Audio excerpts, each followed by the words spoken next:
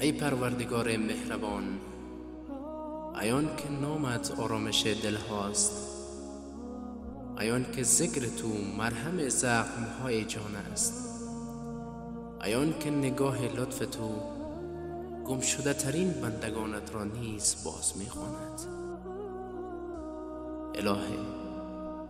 الهه در پهنای هستی هیچ نوری چون نور رحمت تو نیست. زمین و آسمان ها از کرامتت لبریزند و ذره نیست که از دریای لطف تو بی بهره باشد. تویی که باران مهرت را بر نیکوکاران و گناهکاران یکسان میباری. تویی که دروازه های توبت را حتی برای گمراه ترین بندگانت باز نگه میداری. ای بخشنده بی همتا، چی بسیار لحظه هایی که از تو غافل بودم، اما تو از من غافل نبودی. چی بسیار شبهایی که در تاریکی جهل و غفلت فرو رفتم، اما تو ستار گناهانم بودی. چی بسیار گامهایی که به سوی تو پرتگاه برداشتم، اما دست قدرت تو مرا نگه داشت و بازگرداند. هر بار که زمین خوردم مرا بلند کردی، هر بار که اشک ریختم آرامشم بخشیدی، و هر بار که از همه جا ناامید شدم امیدم را در نگاه مهربان تو یافتم. اگر بندگان تو از من روی بگردانند، اگر درها برایم بسته شود، هنوز درگاه لطف تو برایم باز است. ای خدای کریم، ای خدای کریم، رحمت تو چنان گسترده است که خطاکاران را ناامید نمی کنی.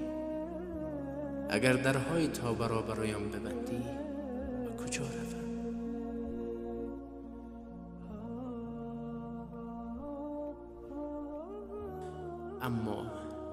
اما تو همان خدایی هستی که حتی فرعون را با آن همه ادعای خدایی به توبه دعوت کردی. تو همان پروردگاری که یونس را در دل تاریکی دریا نجات دادی.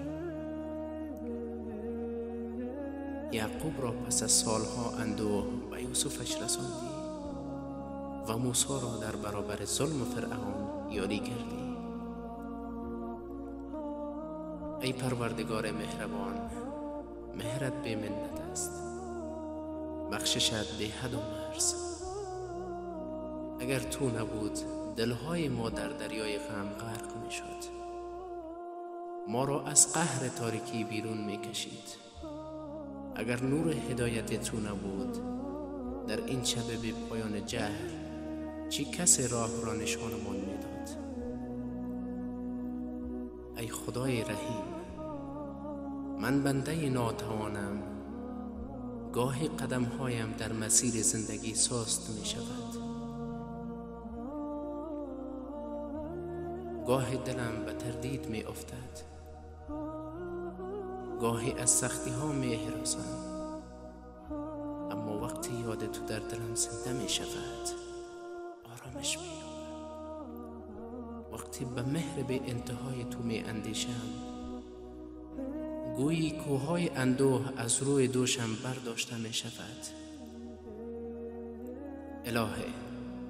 الهه مرا در سایه لطف خود نگه دار که جز تو پناهی ندارم. مرا از چشمه های محبتت بنوشان که جز مهر تو سیراب نمی کند. مرا در راه راستت استوار بگردان که جز به هدایت تو راه به سوی نور نیست. ای خدای بخشنده، مهر تو را با تمام وجود احساس می کنم. هر نسیمی که می وزد از لطافت دست تو خبر می دهد. هر برگ سبزی که می روید نشانه از حیات بخشی تو است. هر صبح که از خواب برمیخیزم جلوه از رحمت بیکران تو را می بینم. پس ای مهربان ترین، بگذار همیشه در کنار تو باشم. بگذار یاد تو روشنی بخش تمام زندگی هم باشد. پس ای مهربان ترین، بگذار همیشه در کنار تو باشم. بگذار یاد تو روشنی بخش شبهای تاریک زندگی هم باشد. بگذار قلبم از عشق تو لبریز باشد و لحظه ای از تو دور نمانم. پروردگارا، به حق مهر بیکرانت ما را از لطف خویش محروم مگردان. دلهای من را با نور هدایت خود منور ساز. گامهای من را در مسیر حق استوار کن و ما را از بندگان خاص و مقرب خود قرار ده. یا ارحم الراحمین، اگر مهر تو نبود چی کسی مرا در این دنیا در آغوش می کشید؟ اگر عفو تو نبود چی کسی بار سنگین گناهانم را از دوش من بر می داشت؟ اگر امید به تو نبود چگونه در این راه سخت و پرخم و پیچ دوام می آوردم؟ پس ای خدای مهربان، بگذار همیشه بنده عاشق و دلداده برای تو باشم.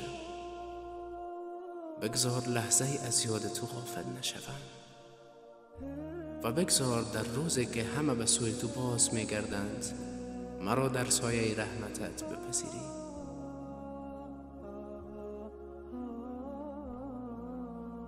ای معبود من، دل مرا به یاد خود زنده کن. جان مرا از عشق خویش لبریز ساز و قدمهایم را در مسیر خوشنودیت استوار گردان. بگذار درهای مغفرت تو همیشه برایم باز باشد و من هرگز از آستان لطف تو دور نمانم. ای کریم ترین، از این لحظه می خواهم بنده باشم که تو را خوشنود کند. می خواهم از چشمه های محبت تو بنوشم و در سایه‌سار هدایت تو آرام گیرم. مرا لحظه به خود وامگذار که اگر لحظه از تو غافل شوم دوباره در گرداب گناه فرو خواهم رفت. پروردگارم، اگر گناه من بزرگ است عفو تو بزرگتر است.